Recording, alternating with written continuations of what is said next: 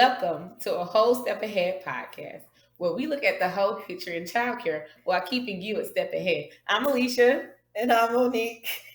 And today's episode is about educational toys and toys that we love to play with our children and at the center and at home. And since the holidays are right around the corner, or Christmas is right around the corner, we got some suggestions for you today. Yeah, I'm sorry for my friend. She had coffee this morning. She a little hype, I don't know. But anyways, yes, we are doing episode on toys that are educational and fun that you can buy for Christmas. Instead of, just regular toys that have no educational value. Right. So we try to get different age groups, babies, preschool toddlers, and even some school age toys. So you want to start or I want to start? You can start. Okay. I guess I will. So this is my first toy, and I bought this for actually for tasting, and then I had to buy more for the daycare kids because it was such a hit. It's 18 months and up. It's called the Fine Motor Spike Hedgehog, and I'm actually going to take this out so you guys can actually see it. So it's this, and then on his shell or whatever, it has numbers. Like each hole is numbered, and it's numbered to 12. And then you can pop his, what is this? His shell, that's good. whatever. Kid proof. Yeah, you can pop that off, and it hides all his spikes, and these are his spikes. And then you basically have the child just stick them in. And so this helps with fine motor, helps with counting, and colors, because you can have them stick all the reds in, all the greens in, orange, purples. You can have them counting, and then just having them go this motion helps with fine motor. And then they can take them out, put them back in. And actually, it seems so simple, but this toy can at least last about 10 minutes with the child. And each of them, you can buy them, and everybody can play with them, or if you're a class. But if you're a parent, it's just something simple and fun and educational. Yeah. Getting that practicing, that fine motor skills is very important. We always talk about like fine motor skills. I know that's like something bad every single time, but it's really important. It goes into everything the kids do. As you can see, it's this toy is basically mathematical because it has the counting, but fine motors is with it too. So that's this. It's called, I'll look at it again, the Spike Hedgehog Fine Motor. Spike the Fine Motor Hedgehog. Yeah. See, you got it in his name. And it's learning resource. Learning resource, which is a good educational toy company. It really is. So shout out to Learning Resources. Yes. Get us a brand new. Want me to do my little one next? Yeah. Okay. So here I have a finger puppet book, and this is for really, you can start with infants with this because it's something that keep them interested and entertained, and it's reading, getting them ready to read. We got little Old MacDonald Had a Farm. This is the story. All about how. I'm just kidding. Old MacDonald Had a Farm, and the Velcro book, and you read the story about the duck and the cat and the dog and the pig and the cow, and it's all the book. See the little book. But this is really for, like, you can start, like I said, with infants, and go up to really preschool age, honestly, because it's reading, it's fine motor, it is entertaining, fun. You can sing with it, you can read the story with it, and it also keeps the children's attentions. They all want to put their hands in it and try it out themselves. But it's just a item that will definitely get your kids engaged and participating with the fun with you. This one is through Scholastic, the book company Scholastic. They I should have bought the little box that it came in. But this is through the company Scholastic. You can order this usually online. Sometimes you might find this in the bookstores like Barnes and Noble. They'll have these types of toys or these types of books in there as well. They're usually like in like a little packaging section, always in the kids section. Sorry, people. And that's actually good with language. Yeah, reading and developing their language skills and just and recognizing words. Like okay, so like the first one is duck, and right at the top is the word duck and things like that. So the children will really, really enjoy this. The children at the center, they really, really do enjoy this. This fine motor little finger. You can use it at home, part of a routine if you read stories at night or whatever. This could be a story you can read at night, and it's a very engaging activity. So it probably will turn into your child's favorite thing to do. Most stories like that. Yeah. Quack, quack here. All right. Quack, there. Here, quack, there, quack. Just like that. That's how, so cute. Okay, anyway. Little Scholastic. Okay, I'm trying to go in order of age.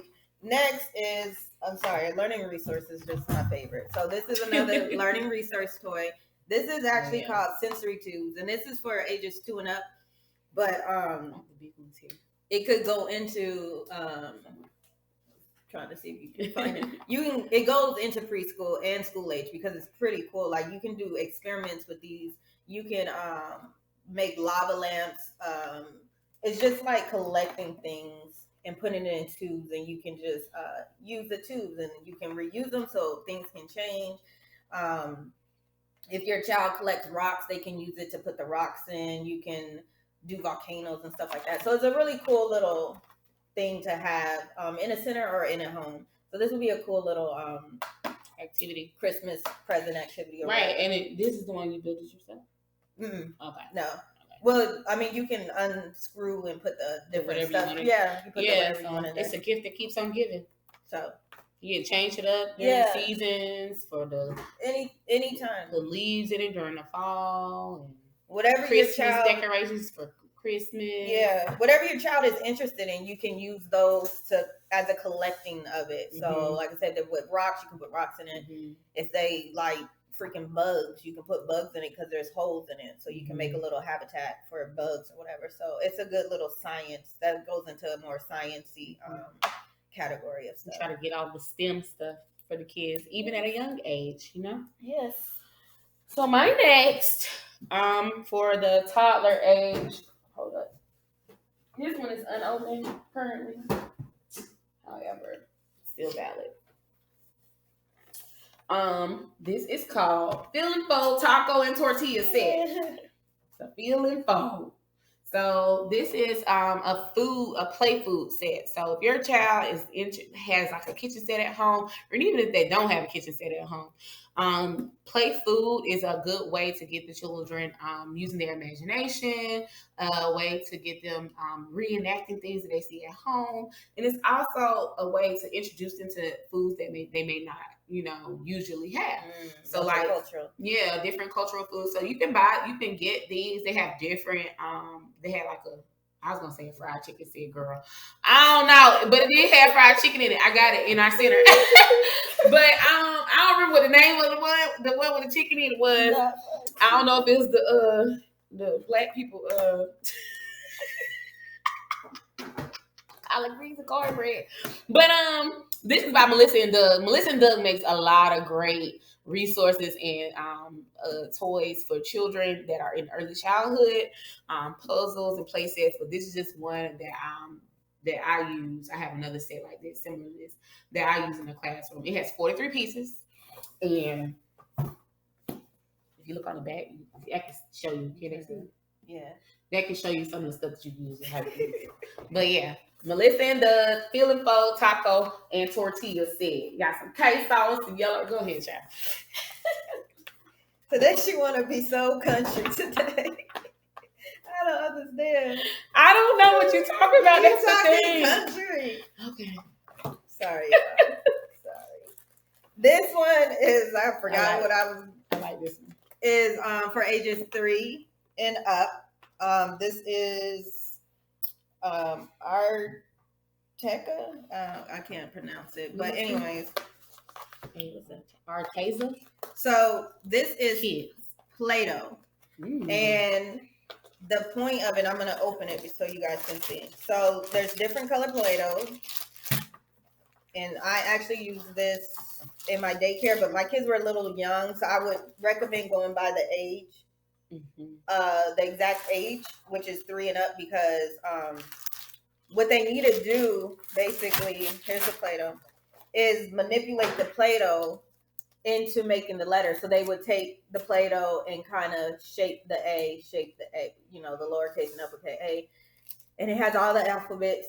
So basically, this is, again, fine motor skills and reading and literature, language and literature, because it's working on the letters.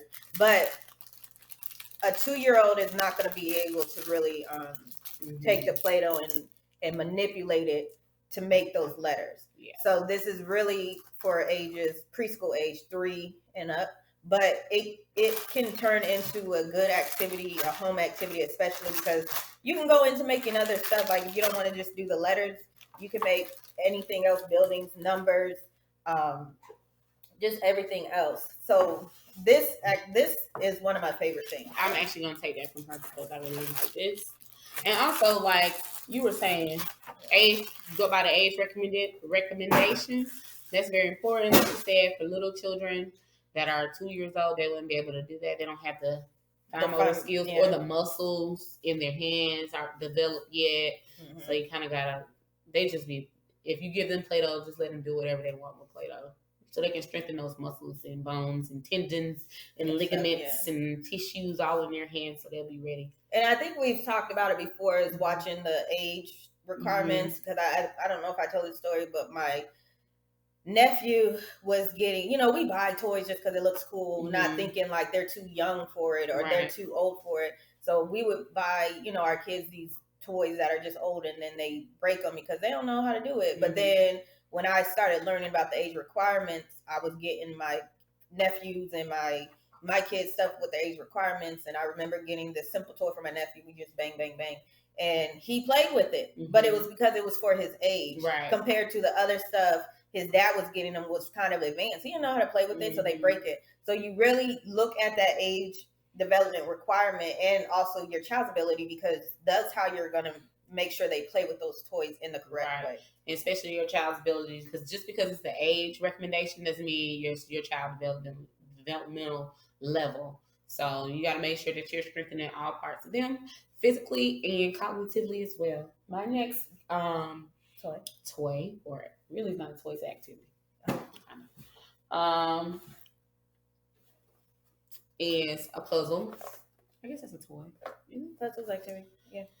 So this is called alphabet and number puzzle. It's for ages 3 and up. It actually says on the box, enhances fine motor skills. It develops letter and number recognition. Fine motor skills. So all it is I probably should get something together. You get a letter or a number, and you match the number to the. So like this is a cupcake. So I would find the letter C somewhere in this abyss of puzzle pieces.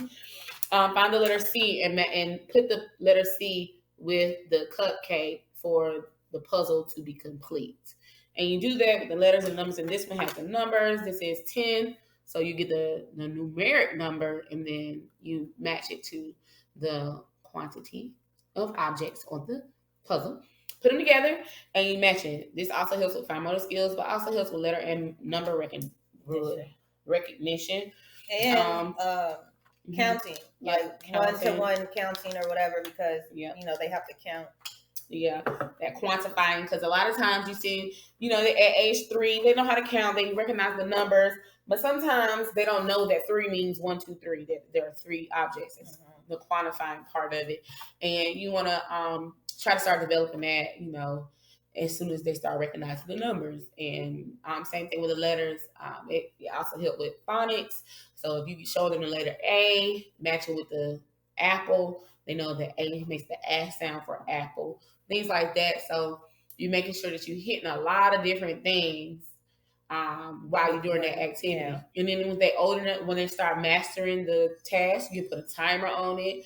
You say who can go the fastest and things like that. Mix them up, turn them over, make it fun, mix and match game. Yeah. Like you can make them a memory game. Sometimes I take the puzzles, flip them all over on one side, and you pick two, and then they don't match. You flip them back over and let the person, they have their next turn. So you can, make it fun activity for the children as well. So my next one this is my favorite one. This is actually from Learning Resources, but there's another one out that actually goes to the TV show. If you watch on Netflix, it's called Number Blocks. There's a letter blocks and everything, but this one particularly, they have one particularly for Number Block show, but this is basically the same concept. So this is called MathLink Cubes. It's for 4 and up. But if you are like my son, Tayson's 3, and he already knows how to use these because he watches Number Blocks. So Number Blocks teaches them basically how to use these math links. Number Blocks is a really good show. It is. Definitely. It teaches them so much math skills and stuff. And then for them to actually have the characters are basically these blocks. And so for them to actually have the blocks from the show, it can help. Basically, they can watch the show and actually play at the same time. And like I say, Tay will match the colors, build with it, and we count. And then there's little activity sheets for them to do. So this one is like, it has a number 4, and you have to like put the stuff on it or whatever. So they have math like adding and subtracting to help. So this is actually, it's a fun because they can actually free play with it, just building, connecting. You can count with it. You can, just different things, more and less. You can learn that. So this toy is actually, it's pretty good. And it's a fun toy because they're educational, but you still want it to be fun. You still want the kids to enjoy it where they don't feel like they're learning. And actually, this is some of the Learning Resources actually go with STEM, where they actually advertise it as a STEM activity. So if you don't know what STEM means, it's science, technology, engineering, and math. So a lot of toys, those ones are good toys because they have to do with building and all that jazz. Fun stuff. And this, my dear, is one of I love this game. I like that one. I love Zingo. Listen, they have alphabet Zingo as well, but this is the number Zingo, and it's for ages 4 and up. It does help. This is a number recognition game. It really is. It's the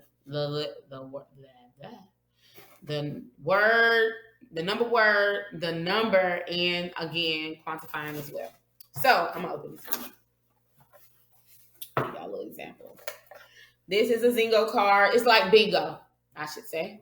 This is a Zingo card, and it also has different levels. So on this one, you have the numbers and the objects on it that you can count on this side, and then on the red side, you have mathematical equations that the children can, right here is like 1 + 1 is 2, and that will be the number that you put on that will be the chip that you put on your card. And of course, just like bingo, you get 3 in a row. Well, not 3, but you cover the whole. You can play it 4 corners. You can do it diagonal. You can do 3 in a row. You can do an L shape based on your child's ability. Zingo. So here's the box. This is what it looks like. This is when you take it out the box. This is what it looks like. You take the top off. It's really easy. Set it down, and you have these chips. Have all the numbers on it. Put it in, load them into the little. Take that picture out. You got it. I'll do it. Load it right. There we go. I got it. Not recommended with long nails. So, and then you put this back on. It's really simple, even though it doesn't look like it's simple based off like what we're doing. And then you just slide it down, and the numbers come out.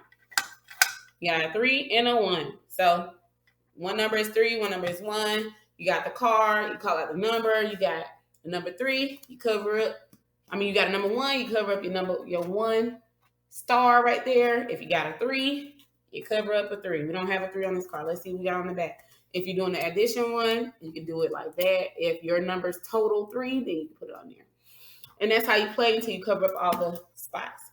And then you slide them back in. There's 2 little slots on the back where you put the numbers in, back inside, and you go to the next number. So it literally is bingo. Like it's bingo. Yeah. Cover them all up, you win. Do 4 corners, you win. Diagonal, you win. Front and back, either way you want to do it according to your child's level. You can mix it up. If some of your children are at the age where they can do the addition, they'll do that side. And if your children can't, they can do the other side. It's easy to do. And it's a very, very fun game. And the kids really like this game. This is a number 1 hit in every preschool classroom that I've ever been in. Zingo. They also have the alphabet ones. This is a Think Fun activity. Toy. Brand. Yeah, Think Fun is a brand. And it's also a good educational toy brand. So if you want to go look up Think Fun, they have a lot of great educational toys as well. Zingo. That's what you yell when you win. Just like bingo. Zingo is very I have the alphabet one and I actually forgot about it, and I'm gonna start thinking it out because it's fun. My older kids like that game too, because it's literally it says ages 4 and up, but my son is 7, he plays it. My other son is 9, he'll play it too. So think about it, your grandma played bingo. It's just a fun game. For real, like you just matching numbers, so you can do it all at home. Have a bingo night. Zingo night. Okay, so this is my last one, and we all know this game. I've never played this game ever. You never played Candyland? Oh, we're gonna have to play it. So the Candyland, it's for ages 3 and up. I bet people didn't even realize Candyland is for 3-year-olds and up. We play it as school-agers.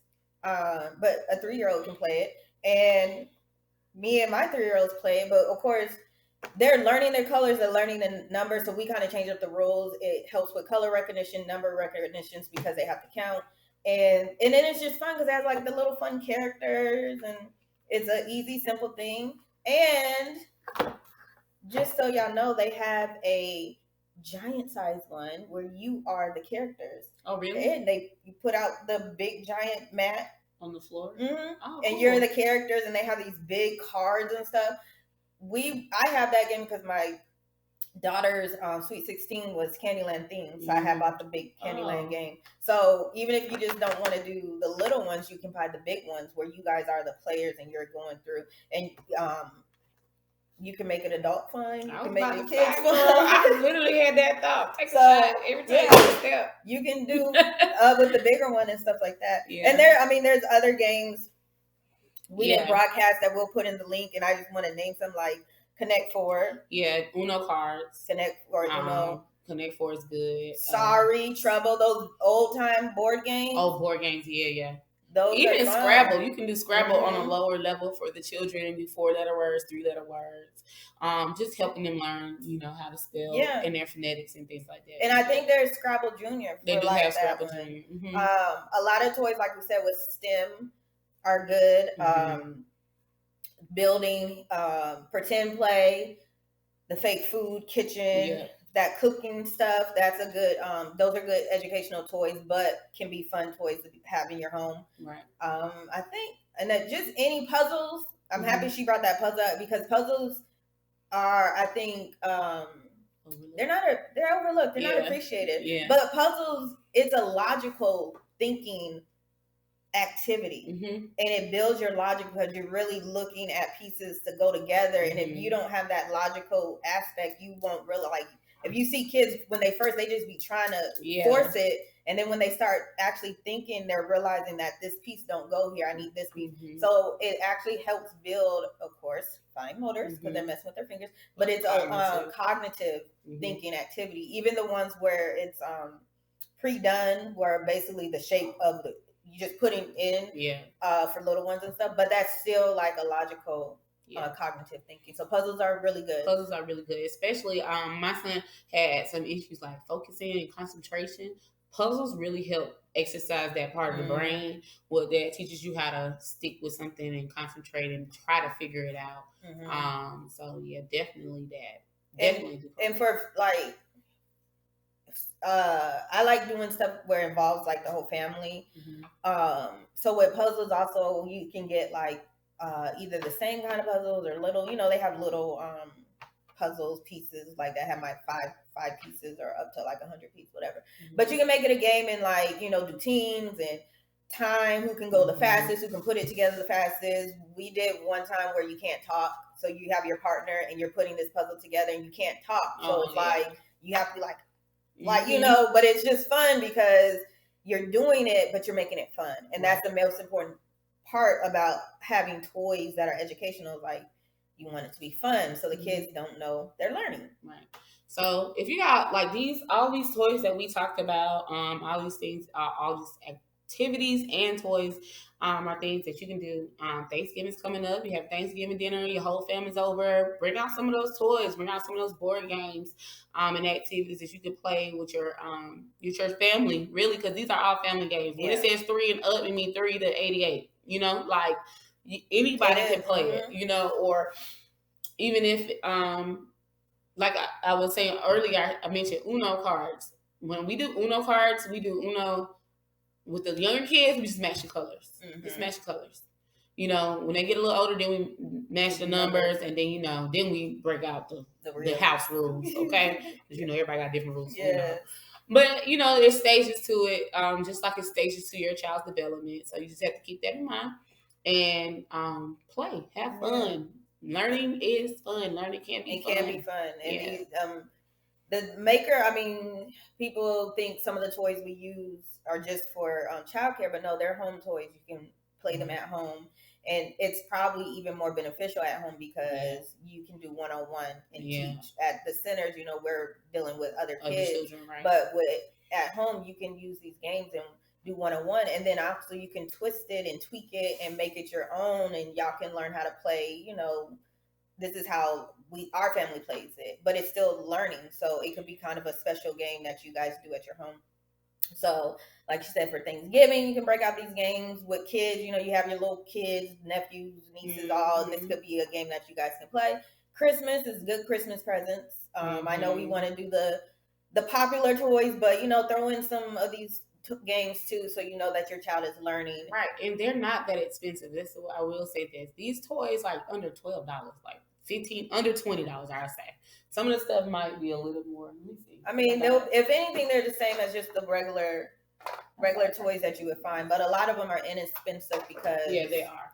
And then you can find toys that might not necessarily like learning resource, but another company might have a similar toy. Right. So if it's not exactly what we have, you might have something similar. Right. And we're going to have a link to all the toys that we have here. We'll have a link to where you can purchase them if you want to purchase them. And we might put some other toys on there, some more activities that you might feel interested in too. I know if you go on my TikTok or my Facebook, you'll see some of the toys I use with Tayson, and he's demonstrating how to play. So there's a lot of resources. Amazon, learning resources, Kaplan. Oh, Kaplan's good. Kaplan's real good. There's some Fisher Price. Good Fisher toys. Price, they do. Fisher Price has Think Fun. Those are all good brands to look into, and definitely, play with your kids. That's fun. All. Make it a family thing, and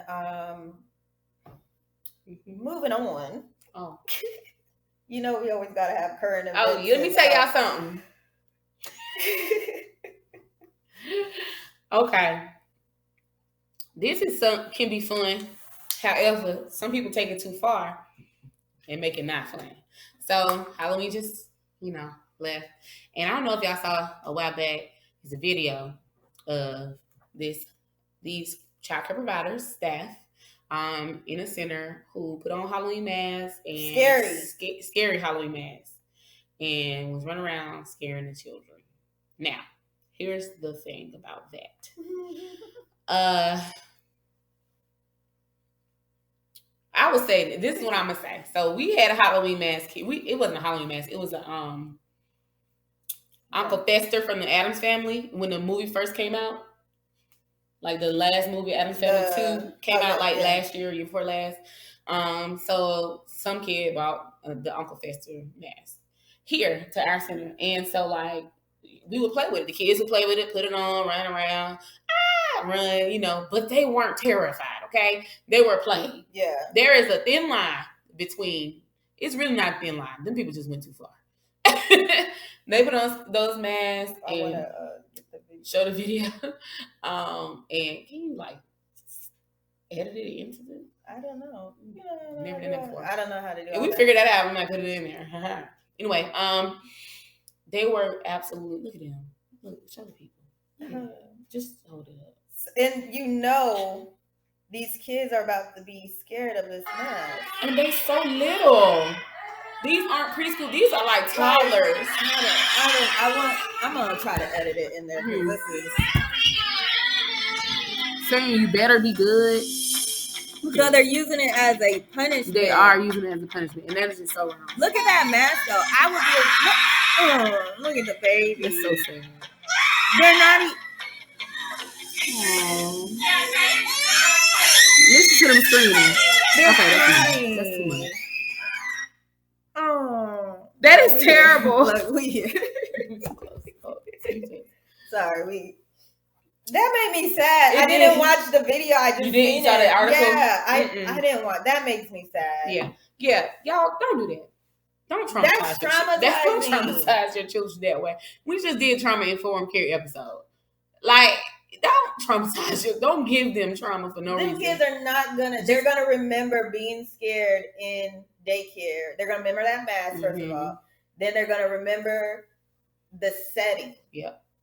You know what I mean? Yeah. And I bet you they're gonna grow up and be like, "I'm never taking my kids to childcare because it's literally because you can't like that. That would, like you said, I'm never taking my kids. That is something that's traumatizing, and they'll carry forever because they'll never trust. They'll never trust an adult in a childcare setting. And they're again depending on how they handle the teachers. I would.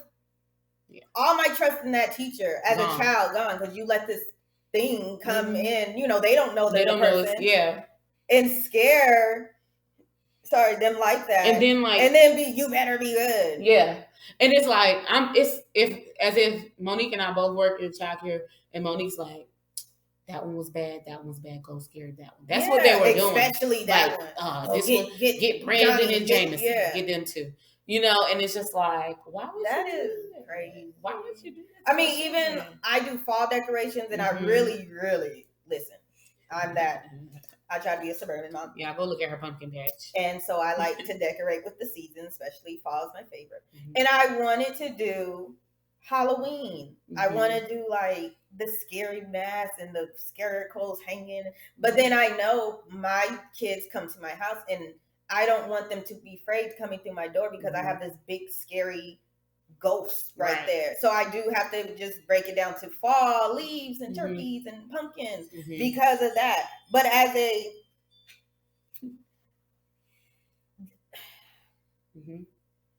I'm mindful. I'm working with kids, so I can't do certain things. You work in a center with toddlers, and I really want to know what could a toddler possibly do? How much misbehavior? Now, granted, I do understand that kids will misbehave and stress you out, but no child deserves that. And what in your head as an adult said, I'm gonna do that. Let's bring this mask. I bet you they didn't even put it past the director because they knew better. If they didn't like, I'm going there and scare this kid with this mask, is that okay? No, please go have several seats because let. And then even if you felt like, oh, this is gonna be so funny, when you realize the kids are terrified, screaming, it's me? You continue. That's even more traumatizing. It was a 45-second video. That's just almost a minute. And that's just a clip. We don't know how long he really lasted. Oh, they probably went. I mean, the kids, we used to have, I was about to say the name. a person come in as an Easter bunny. Oh yeah, yeah. And some of the kids were afraid of that, and we would have to say, don't bring it in there. Somebody come as Spider-Man one time, and in your class, and the kids saw Spider-Man walking down the hall and got scared in our class. So they didn't go in our class because a couple of kids got scared, which is like when you see that's the child's reaction. You don't go. You don't look at I had a bunch of boys in my kids today. But if he would have went in there, I mean, it was a life-size. It was friend a man, and a whole Spider-Man. So luckily, the kids thought it was cool. But please believe that I had one like, oh my God. Then it would be like, ooh, you gotta go. Yeah, don't bring them in. Or just comfort him. Come with me. You stand take him out me. the class. Or I would just tell him to get out the class, and the kids who want, we can go out, and the ones who don't. Right. But that situation, I would. Even the person doing the bunny, it was out of pure innocence. Yeah. Like, we're not trying to scare the kids. It just so happened the kids are scared, and we're going to acknowledge that, and we're going to make sure take care of that. Right. You went in with this mask with purposely intent to scare. What are you trying to scare straight? No, you traumatized. That's like people who like, oh, I watched the Thriller video and I got traumatized and they can't watch it anymore. Yeah. That's that same effect. Yeah. These are toddlers, and toddlers, mind you, are 1, 2, and some 3-year-olds. They only have been on this earth for 3 years or 2 years. You gotta realize that when you're dealing with your child, you gotta realize they're not dealing with all the information you have in your 30, 40-year-old, 50-year-old life. They don't have that information. They operate off of 3 years worth of information. And being scared of this mask, they don't know what that is. Yeah, they thinking it's a real right. I took when you know how Sesame Street used to come to and do the show. Sesame Street used to come every year. I took my niece and my son. My niece was not having it. So yeah, like honestly, it's important just to make sure you are very, very aware of what you're doing and how it may affect your child in the long term, your intention, how you treat the children, because that could mess you up. That could really set you back. Honestly, what you're trying to do, scare them into behaving, can really make it worse. Honestly. You really made it worse. You really will make it worse. And they didn't make it worse with the kids. I think they got fired. Yeah, they got fired. You lost your job. Now that's abuse in a way. It is emotional abuse. Yeah. You basically yeah, now where you gonna work? And especially if your career is childcare, where you gonna work now? There could be that's emotional distress. It's so much stuff. I just had another thought of another news report. It's so many different things. It's important to make sure I don't know. It's hard to, as a parent, to choose a provider that you know is gonna take care of you and your child, your family. And so I know it can be difficult because finding childcare in itself is hard. But making sure it's a good provider, I know that's even more difficult because some people just in it just to be in it. I mean, sometimes we're humans. We lack sense of judgment.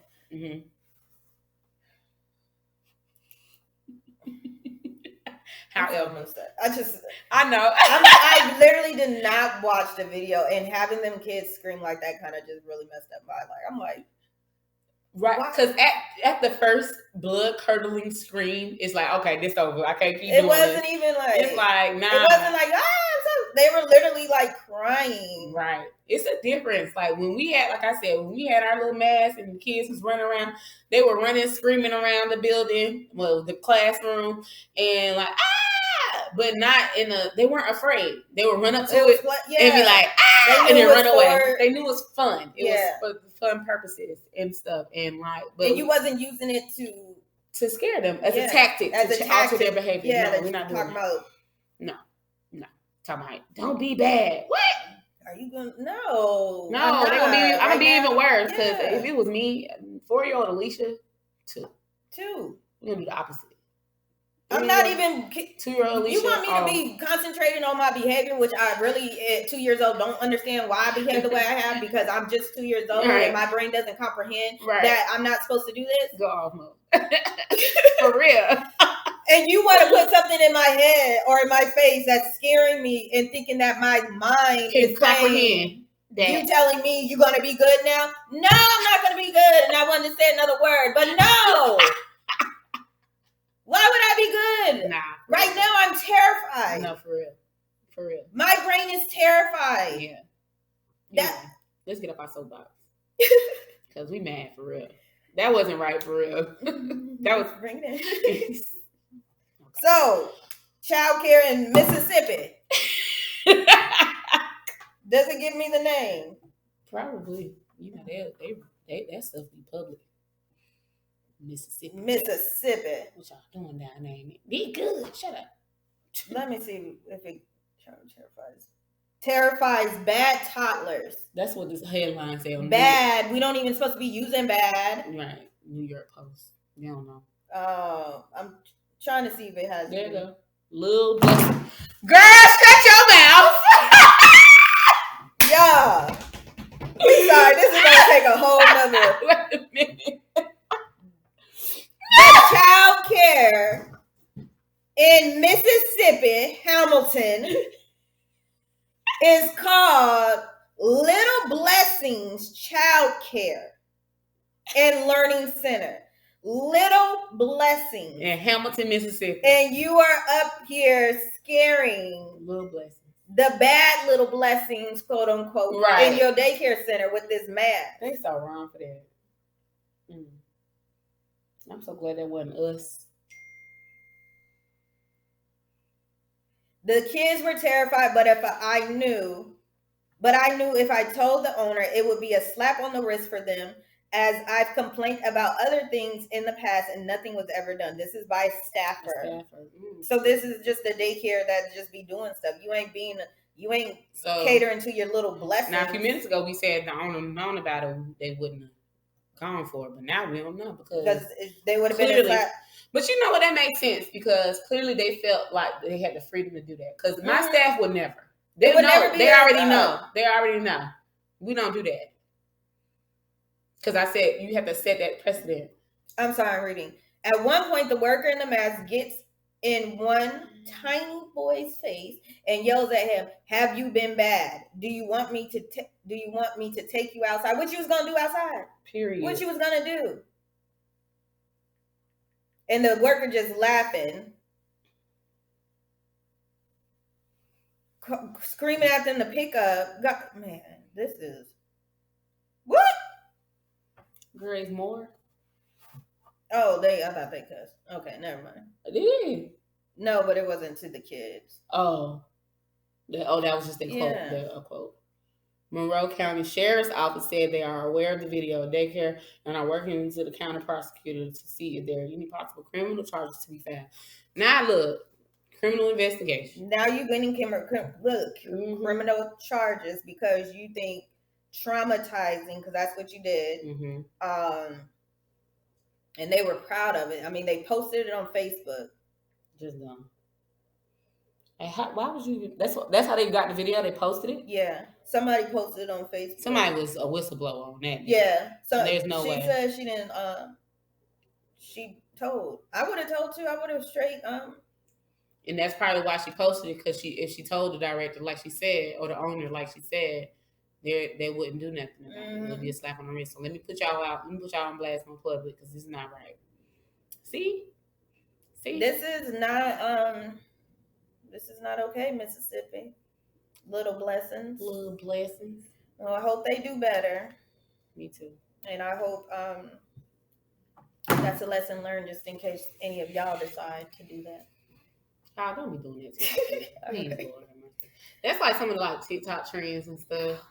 Like when they be doing like, you've ever seen the little disappearing act when they like cover them up? Yeah. And then some of them kids really be going through it. Like y'all gotta know when to stop.